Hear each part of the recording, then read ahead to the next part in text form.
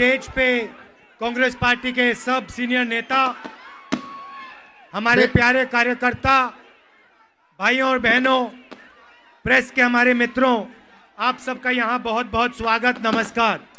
వేదిక మీద ఉన్న నాయకులందరికీ, ప్రియమైన కాంగ్రెస్ కార్యకర్తలకి, అక్కలు చెల్లెళ్ళు అన్నలు తమ్ముళ్ళు, ప్రెస్ మీడియా అందరికీ స్వాగతం పలుకుతున్నాను। कुछ दिनों से ये भारत जोड़ो यात्रा चेन्नई, तमिलनाडु से केरला, केरला से कर्नाटक, कर्नाटक से आंध्रा और अब तेलंगाना तक पहुंची है। కొద్ది రోజులుగా తమిళనాడు నుంచి కేరళ, కేరళ నుంచి కర్ణాటక, కర్ణాటక నుంచి ఆంధ్ర, ఆంధ్ర నుంచి తెలంగాణకి భారత్ జోడో యాత్ర చేరింది। और ये तेलंगाना के बाद महाराष्ट्र, मध्य प्रदेश, राजस्थान, कश्मीर तक जाएगी। తెలంగాణ తర్వాత మహారాష్ట్ర, మధ్యప్రదేశ్, రాజస్థాన్, కశ్మీర్ వరకు భారత్ జోడో యాత్ర పోతుంది। इस यात्रा में आपको कहीं भी नफरत और हिंसा नहीं दिख सकती। ఈ యాత్రలో ఎక్కడ కూడా హింస గాని, విద్వేషం గాని, ద్వేషం గాని ఎక్కడ మీకు అవుపడదు। मारपीट, गालियां, ये इस यात्रा में आपको नहीं सुनाई देंगी, नहीं दिखाई देगी।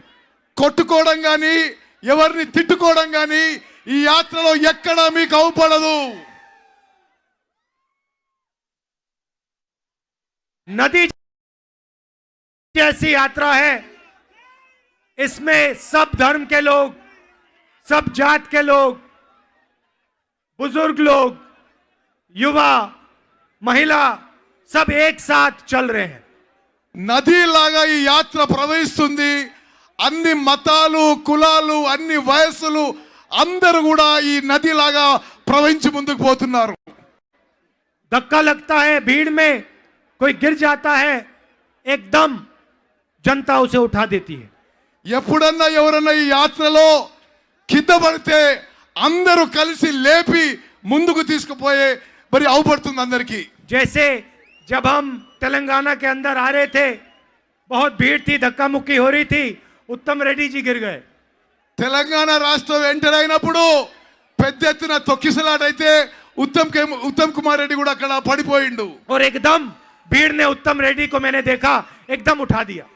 ఒక్కసారి అందరు కలిసి ఉత్తమ్ కుమార్ రెడ్డి లేపి ముందుకు తీసుకుపోయినరు।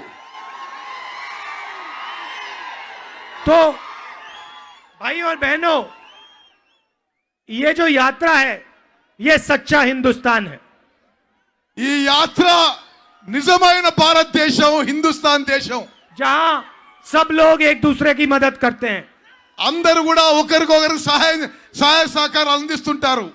हम 7-8 घंटे चलते हैं और जो भी आता है उसकी बात सुनते हैं। 7-8 గంటలు రోజుకి నడుస్తున్నాం, ఎవరొచ్చినా వారి మాట వింటున్నాం। किसान, मजदूर, युवा, माताएं, बहनें, जो भी हमारे पास आता है, हम उनकी बात सुनते हैं। రైతులు, కూలీలు, మహిళలు, పెద్దలు, చిన్నలు ఎవరు మా దగ్గరకు వచ్చినా వాళ్ళ మాట వింటున్నాం। शिकायत करते हैं तो भी सुनते हैं। వాళ్ళు కంప్లైంట్ చేసినా, షికాయత్ చేసినా వారి మాట కూడా వింటున్నాం। और 7-8 घंटे सुनने के बाद हम 15 मिनट भाषण करते हैं। 7-8 గంటలు విన్న తర్వాత 15 నిమిషాలు మాత్రమే మేము మాట్లాడుతున్నాం। यही है हिंदुस्तान। ఇదే హిందుస్థాను, ఇదే భారతదేశంగా మేము భావిస్తున్నాం। जो राजनेता होता है उसको जनता की आवाज सुननी चाहिए। రాజకీయ నాయకుడు అంటే జనం యొక్క మాట వినాలి। आज बीजेपी के लोग, आरएसएस के लोग, टीआरएस के लोग जनता की आवाज को दबा रहे हैं। ఈ రోజు బీజేపీ వాళ్ళు గాని, ఆర్ఎస్ఎస్ వాళ్ళు గాని, టిఆర్ఎస్ వాళ్ళు గాని ప్రజల గొంతును నొక్కేస్తున్నారు। बीजेपी और आरएसएस भाई को भाई से लड़ा रहे हैं। బీజేపీ, ఆర్ఎస్ఎస్ వాళ్ళు అన్నదమ్ముల మధ్యలో పంచాయతీ పెట్టారు। लोगों को डरा रहे हैं, ప్రజల్ని భయపెడుతున్నారు, हिंसा फैला रहे हैं। మరి కొట్లాటలు పెంచుతున్నారు. ये सच्चा हिंदुस्तान नहीं है भाइयों और बहनों. ఈ నిజమైన భారతదేశం కాదు. इसीलिए हिंसा के खिलाफ, नफरत के खिलाफ हमने ये भारत जोड़ो यात्रा शुरू की है. 3,500 किलोमीटर चलेगी. అందుకోసమే భారత్ జోడో యాత్ర ద్వారా 3,500 కిలోమీటర్లు నడుస్తూ ఈ హింస, ఈ విద్వేషం ఇవన్నీ కూడా దూరం పెట్టే ప్రయత్నం और చేస్తున్నారు. इस यात्रा को कोई शक्ति नहीं रोक सकती. ఈ యాత్రను ఏ శక్తి కూడా ఆపలేదు. ये कश्मीर पहुंचेगी. ఇది కశ్మీర్ మేము చేరుతాము. चाहे आंधी आए, तूफान आए, बारिश हो, धूप हो, यात्रा पहुंचेगी, श्रीनगर पहुंचेगी. ఎండైనా వానైనా తుఫాన్ అయినా ఈ యాత్ర కశ్మీర్ లో శ్రీనగర్ చేరుతాము. क्यों? क्योंकि ये यात्रा हिंदुस्तान की आवाज है. ఎందుకంటే ఇది భారతదేశం యొక్క గొంతు, భారత ప్రజల యొక్క గొంతు కాబట్టి. और हिंदुस्तान की आवाज को कोई नहीं दबा सकता. कोई शक्ति नहीं है दुनिया में जो हिंदुस्तान की आवाज को दबा सकती है. భారతదేశ ప్రజల గొంతు నొక్కే శక్తి ఈ ప్రపంచంలో ఎవరికీ లేదు. रास्ते में तेलंगाना की जनता से बातचीत हो रही है. దారిలో తెలంగాణ ప్రజలతో రోజు మాట్లాడుతున్నారు. किसानों से बात करने का मौका मिल रहा है. రైతులతో మాట్లాడే అవకాశం దొరుకుతున్నది. युवा हमारे साथ चल रहे हैं, वो अपनी समस्या के बारे में बोल रहे हैं. చాలా మంది యువకులు మా వెంబడి నడుస్తూ వారి సమస్యలు మాకు తెలియజేస్తున్నారు. जो छोटे व्यापारी हैं, हैंडलूम वर्कर्स हैं, उनसे बात हुई, उन्होंने अपनी बात हमें बताई. చిన్న చిన్న వ్యాపారులు, చేనేత కార్మికులు వారి సమస్యలు మాకు తెలియజేశారు. तो उन्होंने जो कहा मैं आपको बता देता हूं. వారు ఏం చెప్పారో నేను మీకు ఆ విషయం మీకు తెలియజేస్తాను. युवाओं से बात होती है, मैं पहला सवाल पूछता हूं, क्या पढ़ रहे हो? యువకులతో మాట్లాడినప్పుడు నేను మొదటి ప్రశ్న అడిగేది మీరు ఏం చదువుకుంటున్నారు అని, और कहां पढ़ रहे हो? ఎక్కడ చదువుకుంటున్నారు అని. कहते हैं कि तेलंगाना में सरकारी स्कूल, सरकारी कॉलेजेस और यूनिवर्सिटीज सारी की सारी प्राइवेटाइज किए जा रही हैं. వారు చెప్పే విషయం తెలంగాణలో ప్రభుత్వ కళాశాలలు కానీ, ప్రభుత్వ కాలేజీలు కానీ, ప్రభుత్వ యూనివర్సిటీలు కానీ ప్రైవేటైజ్ చేయబడుతుందని చెప్పి వారి ఆవేదన వ్యక్తం చేశారు. मैकेनिकल इंजीनियर, सॉफ्टवेयर इंजीनियर से बात करो, पूछो क्या करते हो, इंजीनियरिंग करते हो, नौकरी करते हो? कहते हैं नहीं, हमारे पास रोजगार नहीं है. మెకానికల్ ఇంజనీరు, సాఫ్ట్వేర్ ఇంజనీరు చదువుకున్న వాళ్ళు అడిగితే మాకు ఎటువంటి ఉద్యోగాలు లేవు, అవకాశాలు లేవు అని तो చెప్తున్నారు. क्या करते हो? डिलीवरी का काम करते हैं. ఏం చేస్తారు అంటే మేము డెలివరీ బాయ్ పనులు చేస్తున్నాం అని చెప్తున్నారు. लेबर का काम करते हैं. లేబర్ పనులు చేస్తారు. मगर जिस चीज को हमने पढ़ा उसका हम फायदा नहीं उठा पा रहे तेलंगाना में. ఏ చదువులైతే మేము చదువునమో దాన్ని ఉపయోగించలేకపోతున్నాము, మేము ఉద్యోగాలు చేసి అని చెప్పి మనం చేస్తున్నారు. रोजगार नहीं मिलता मगर फीस देनी पड़ती है. ఫీజ్ వీళ్ళకు ఉద్యోగాలు వస్తున్నాయి, అయినా సరే భారీ ఫీజు చెల్లించాల్సి వస్తుంది. और जो रिएम्बर्समेंट सरकार ने करना था वो सरकार ने बंद कर दिया है. ఫీజు రియంబర్స్మెంట్ ఈ టిఆర్ఎస్ ప్రభుత్వం నిలుపుదల చేసింది. तो लाखों युवा आज तेलंगाना में बेरोजगार हैं. లక్షల యువకులకి ఉద్యోగాలు లేకుండా ఉన్నారు. हैंडलूम वर्कर से बात करो, छोटे व्यापारियों से बात करो, पहला सवाल जीएसटी का होता है. చేనేత కార్మికులు కానీ, చిన్న వ్యాపారులు కానీ జిఎస్టి గురించి వారి ఆవేదన, కోపం వ్యక్తం చేస్తున్నారు. और दूसरी बात नोटबंदी की होती है. రెండో విషయం నోట్ రద్దుల విషయం, డిమానిటైజేషన్ కూడా ఆవేదన వ్యక్తం చేస్తున్నారు. हैंडीक्राफ्ट की इंडस्ट्री को तेलंगाना में जीएसटी लागू करके खत्म कर दिया है. హ్యాండీక్రాఫ్ట్, చేనేత పనులపై మొదటిసారి జిఎస్టి విధించి వాళ్ళు ఇబ్బంది పెడుతున్నారు. और मैंने कल अपने भाषण में कहा जैसे ही कांग्रेस यहां पे सरकार बनाएगी वैसे ही हैंडीक्राफ्ट्स में हम जीएसटी का कॉम्पनसेशन हैंडीक्राफ्ट वर्कर और इंडस्ट्री को दे देंगे. మేము ప్రభుత్వంలో రాబోతున్నాం. మేము ప్రభుత్వంలో రాగానే హ్యాండీక్రాఫ్ట్స్, చేనేత పనులపై జిఎస్టికి కంపెన్సేషన్ ఇవ్వబోతున్నాం కాంగ్రెస్ ప్రభుత్వం.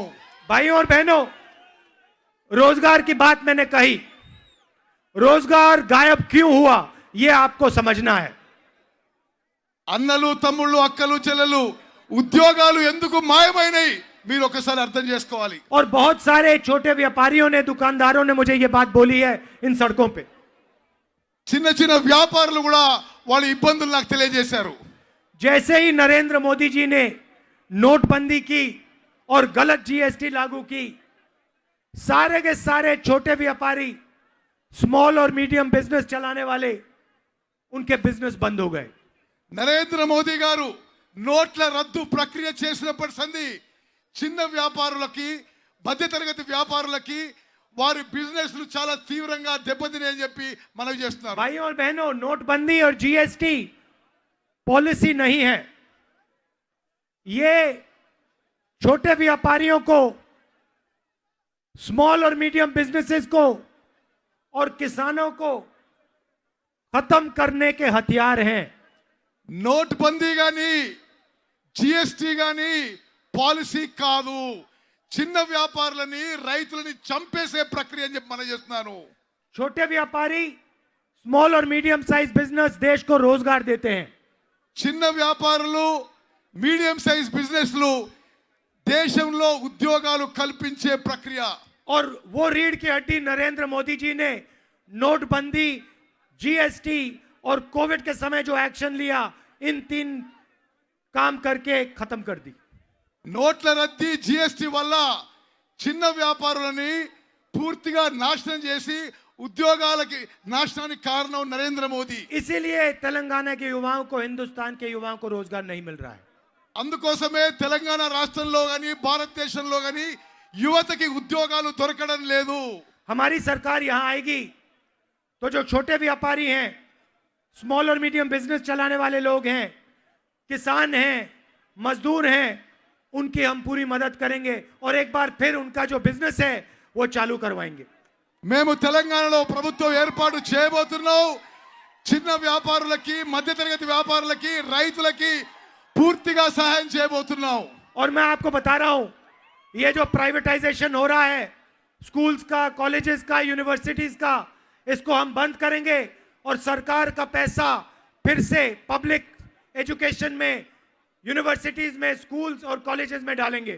మేము అధికారంలో వచ్చిన తర్వాత ఈ కళాశాలలు, కాలేజు, యూనివర్సిటీల ప్రైవేటీకరణ కార్యక్రమం బంద్ చేసి మేము ప్రభుత్వ సొమ్ముతో ఈ కాలేజీలని, ఈ స్కూళ్ళని, యూనివర్సిటీ అద్భుతంగా నడవబోతున్నాము. एक तरफ बेरोजगारी और दूसरी तरफ महंगाई. ఒక సైడ్ ఏమో నిరుద్యోగ సమస్య, ఒక సైడ్ ఏమో ధరల పెరుగుదల. नरेंद्र मोदी जी कहते थे हर साल 2 करोड़ युवाओं को रोजगार देंगे. నరేంద్ర మోదీ గారు ప్రతి సంవత్సరం 2 కోట్ల ఉద్యోగాలు కల్పిస్తామని చెప్పి మాట ఇచ్చారు. आज रोजगार के बारे में ना नरेंद्र मोदी ना आपके चीफ मिनिस्टर एक शब्द बोलते हैं. ఈ రోజు నరేంద్ర మోదీ గాని, ఇక్కడ ముఖ్యమంత్రి గాని ఉద్యోగాల కల్పన విషయంలో ఒక్క మాట కూడా మాట్లాడతలేరు. आपके चीफ मिनिस्टर तो 24 घंटा उनकी भूमि पोर्टल को देखते रहते हैं. ఇక్కడ మన ముఖ్యమంత్రి 24 గంటలు భూముల విషయంలో ధరణి పోర్టల్ చూస్తూ ఉంటాడు. हर रोज देखते हैं मेरे हाथ, चीफ मिनिस्टर के हाथ, तेलंगाना की कितनी जमीन गई. ప్రతిరోజు ఆ ధరణి పోర్టల్లో ఎంత భూమి వచ్చింది పోయిందనే విషయాలు గమనిస్తుంటాడు. हर रात उनको रिपोर्ट मिलती है कितनी जमीन उन्होंने दलितों से छीनी, कितनी आदिवासियों से छीनी, कितनी गरीबों से छीनी. ప్రతి రాత్రి ఆ పోర్టల్ ద్వారా దళితులు, గిరిజనులు, ఆదివాసుల నుంచి ఎంత భూములు లాక్కున్నాడో అతనికి తెలుస్తున్నది. ये जो भूमि पोर्टल है इनका, इसका क्या नाम है? भूमि पोर्टल का? ధరణి धरनी पोर्टल. धरनी पोर्टल जो इनका है, जो बनाया है, हमारी सरकार आएगी तो इसको टाइट करेंगे. మేము అధికారంలో వచ్చిన తర్వాత ఈ ధరణి పోర్టల్ ని మెరుగ్గా చేస్తాము. कहां किसकी जमीन गई सब पता लगाएंगे. ఎవరి భూమి ఎవరు లాక్కుంటున్నారో తప్పనిసరిగా దాన్ని కనుక్కుంటాము. और जो दलितों, आदिवासियों और गरीब लोगों की जमीन छीनी गई है वो उनको वापस दिलवाई जाएगी. దళితులు, గిరిజనులు, బీదవారి భూములు ఎవరు లాక్కున్నా ఆ భూములు వాళ్ళకు వాపసు ఇప్పిస్తాము. और सिर्फ जमीन वापस नहीं दी जाएगी, उनको जमीन का हक दिया जाएगा. భూములు వాపసు ఇచ్చి ఆ భూమిపై హక్కు కూడా కల్పించబోతున్నాము. कि वो अपनी जमीन पर अगर उनको बैंक लोन लेने की जरूरत हो तो वो बैंक लोन ले पाए. ఆ భూములపై మీరు బ్యాంకు లోన్లు తీసుకునే కల్పన తీసుకునే సౌకర్యం చేస్తామని చెప్పి మనం आजकल చెప్తాము. उनको साहूकारों से बैंक लोन लेना पड़ता है, 25-30% इंटरेस्ट देना पड़ता है. ఇప్పుడు బ్యాంకుల నుంచి కాకుండా ప్రైవేట్ వడ్డీదారుల నుంచి 24% వడ్డీ తీసుకోవాల్సిన అవసరం వస్తుంది. एक तरफ बेरोजगारी, दूसरी तरफ महंगाई. नरेंद्र मोदी जी कहते थे 400 रुपए का सिलेंडर हो गया है. ఒక దిక్కు నిరుద్యోగ సమస్య, ఒక దిక్కు ధరల పెరుగుదల. నరేంద్ర మోదీ గారు ఒకనాడు గ్యాస్ సిలిండర్ 400 రూపాయలు అని చెప్పిన ఆయన अब 1000 रुपए का हो गया है. कुछ तो बोल दीजिए. ఇప్పుడు 1000 రూపాయలు దాటింది. నరేంద్ర మోదీ గారు ఏమైనా మాట్లాడండి. पेट्रोल 70 रुपए का होता था. नरेंद्र मोदी हर भाषण में कहते थे 70 रुपए का हो गया. పెట్రోల్ 60 రూపాయలు ఉన్నప్పుడు ప్రతి స్పీచ్ లో నరేంద్ర మోదీ పెట్రోల్ 60 రూపాయలు అని చెప్పిండు. अब 100 रुपए का हो गया. ఇప్పుడు 100 రూపాయలు 100 रुपए से దాటింది. ज्यादा का हो गया. 100 రూపాయలు దాటింది. डीजल 56 रुपए का होता था. డీజిల్ 55 రూపాయలు ఉండే. 100 रुपए का हो गया. नरेंद्र मोदी कुछ नहीं बोलते. 100 రూపాయలు దాటినా నరేంద్ర మోదీ నోరు మెదపడం లేదు. भाइयों और बहनों, मैं लोकसभा में मेंबर ऑफ पार्लियामेंट हूं నేను లోక్సభలో మెంబర్ ఆఫ్ పార్లమెంట్ అనే విషయం మీకు తెలుసు. और मैं आपको बताना चाहता हूं, जो भी बिल बीजेपी पास करवाना चाहती है, टीआरएस उनका पूरा समर्थन देती है. నేను లోక్సభ సభ్యుడిగా మీకు చెప్తున్నాను, పార్లమెంట్ లో బీజేపీ ఏ బిల్లు ప్రవేశపెట్టినా టిఆర్ఎస్ పార్టీ వాళ్ళకు పార్లమెంట్ లో మద్దతు పలుకుతున్నది. जो भी बीजेपी चाहती है, चाहे वो किसानों का बिल हो, कुछ भी हो, बस इशारा देना पड़ता है, टीआरएस काम शुरू कर देती है. బీజేపీ పార్లమెంట్ లో ఏ బిల్లు ప్రవేశపెట్టినా రైతుల చట్టమైనా సరే టిఆర్ఎస్ పార్టీ ముందుంది, వాళ్ళకి మద్దతు పలుకుతున్నది. विपक्ष कोई मुद्दा उठाता है, उससे ध्यान उठाने के लिए एकदम टीआरएस काम शुरू कर देती है. ప్రతిపక్ష పార్టీలు పార్లమెంట్ లో దేని మీద నిరసన తెలియజేసినా టిఆర్ఎస్ పార్టీ మాత్రం బీజేపీకి మద్దతుగా నిలుస్తున్నది. भाइयों और बहनों, बीजेपी और टीआरएस एक ही चीज है. బీజేపీ టిఆర్ఎస్ దొందే రెండు కలిసే ఉన్నాయి. चुनाव के समय ड्रामा होता है, मगर मिलकर काम करते हैं. ఎలక్షన్లప్పుడు మాత్రమే బీజేపీ టిఆర్ఎస్ ఏదో డ్రామాలు చేస్తారు, తతిమ సమయంలో వాళ్ళు కలిసి ఉన్న మాటని మనం చేస్తున్నాను. चुनाव आता है, 100-200 करोड़ रुपए दोनों डाल देते हैं. ఎలక్షన్స్ రాగానే బీజేపీ టిఆర్ఎస్ చెరి 100 కోట్లు ఖర్చు పెడతారు. जहां भी गोवा में, बाकी प्रदेशों में कांग्रेस पार्टी है, वहां पे बीजेपी पैसा दे के सरकारें गिरा देती है. గోవా లాంటి అనేక రాష్ట్రాల్లో బీజేపీ అక్రమ సంపద పైసలు ఖర్చు పెట్టి ప్రభుత్వాన్ని కూల్చేస్తారు. भाइयों और बहनों, ये जो पैसा बांटते हैं चुनाव में, ये किसका पैसा है? ఎలక్షన్స్ లో పంచిపెట్టే డబ్బులు ఎవరివి? ये आसमान से तो नहीं गिर रहा है. ఇది ఆకాశం నుంచి అయితే వస్తలేవు. भाइयों और बहनों, ये भ्रष्टाचार का, चोरी का पैसा है, आपके जेब में से निकाला जा रहा है. అక్రమంగా దొంగలించిన సొమ్ము, మీ జేబుల నుంచి దొంగలించిన పైసలు ఇవి. ये काम टीआरएस और बीजेपी मिलके करते हैं. ఇటువంటి దొంగతనము, అక్రమంగా లంచాలు తీసుకునేది బీజేపీ టిఆర్ఎస్ కలిసి చేస్తున్నాయి. और राजनीति चुने हुए लोगों के लिए करते हैं, चुने हुए 2-3 इनके मित्रों के लिए करते हैं. రాజకీయాలు మొత్తం కూడా వాళ్ళ 2-3 మిత్రుల కోసమే చేస్తున్నారు. हिंदुस्तान के लेवल पे नरेंद्र मोदी के 3-4 मित्र हैं. భారతదేశ స్థాయిలో నరేంద్ర మోదీకి 3-4 దోస్తులు ఉన్నారు. हिंदुस्तान के सारे बिजनेस नरेंद्र मोदी जी ने उनको पकड़ा दिए हैं.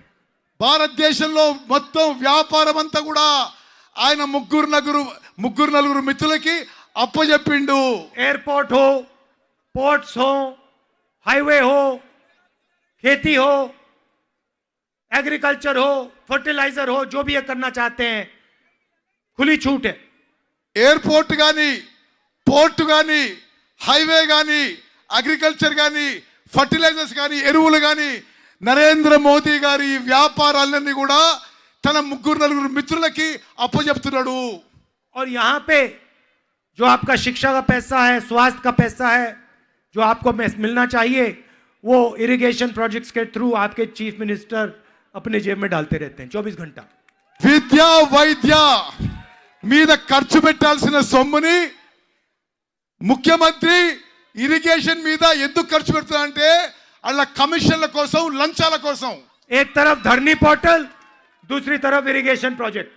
ఒక సైడు ధర్నీ పోర్టల్, ఒక సైడు ఇరిగేషన్ ప్రాజెక్టులు. सुबह वो इरिगेशन प्रोजेक्ट्स देखते हैं, शाम को धरनी पोर्टल। పొద్దున పూట ఇరిగేషన్ ప్రాజెక్టులో కమిషన్లు, రాత్రి పూట ధరణి పోర్టల్. तो इसीलिए हमने ये यात्रा शुरू की है। इसलिए దీనికోసమే మేము ఈ యాత్ర మొదలు పెట్టినాము. बेरोजगारी के खिलाफ, महंगाई के खिलाफ और भारत को जोड़ने के लिए। నిరుద్యోగ సమస్యకి వ్యతిరేకంగా, పెరుగుతున్న ధరలకు వ్యతిరేకంగా భారతదేశాన్ని కలపడానికి, సమాజాన్ని కలపడానికి ఈ యాత్ర మొదలు పెట్టినాము. और देखिए अभी 7 बज गए, हम 6 बजे आज शुरू किए हैं। ఇప్పుడు 7 గంటలు అవుతుంది. ఉదయం 6 గంటలకి ఈ పాదయాత్ర మొదలు పెట్టినాము. 25 किलोमीटर चले हैं, 25 కిలోమీటర్లు నడిచినాము. नहीं शायद 26 चले हैं, 26 కిలోమీటర్లు నడిచినాము. मगर अजीब सी बात है, देखिए उत्तम जी का चेहरा देखिए, ये रेड्डी जी का चेहरा देखिए, रेवंत का, मेरा चेहरा देखिए। ये अजीब सी बात है कि इन चेहरों पे थकान नहीं दिख रही। 26 కిలోమీటర్లు నడిచినా మీరు ఉత్తమ్ కుమార్ రెడ్డి మోహన్ చూసినా, రేవంత్ మోహన్ చూసినా, నా మోహన్ చూసినా ఎక్కడ అలసట అవుపడతలేదు. क्यों? क्योंकि हम अपनी शक्ति से नहीं चल रहे, మేము మా శక్తితో నడవడం లేదు. हम आपकी शक्ति का प्रयोग करके चल रहे हैं। మీ నుంచి వచ్చిన శక్తితో నడుస్తున్నాము. आपके प्यार से, आपकी शक्ति से हम आगे बढ़ रहे हैं। మీ ప్రేమతో, అభిమానంతో, మీ శక్తితో ముందుకు పోతున్నాము. इसके लिए आप सबको दिल से बहुत बहुत धन्यवाद। మనస్ఫూర్తిగా మీ అందరికీ పేరు పేరున నా ధన్యవాదాలు తెలియజేస్తున్నాను. नमस्कार, जय हिंद। నమస్కార్, జై హింద్. జోడో జోడో జోడో జోడో